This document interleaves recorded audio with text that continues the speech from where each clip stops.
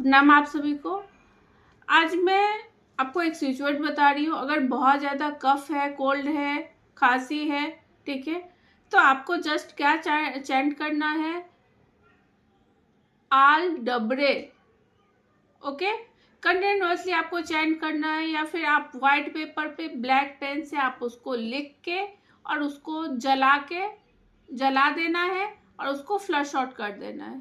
Okay, तो ऐसी remedies के लिए मेरे पेज को फॉलो कीजिए, लाइक कीजिए, शेयर कीजिए, और डॉक्टर के पास भी जाना मत छोड़िए। ये एक्स्ट्रा रेमेडीज होती है जो आपको जल्दी रिकवरी करने में आसानी होती है। ओके, तो थैंक यू एवरीवन।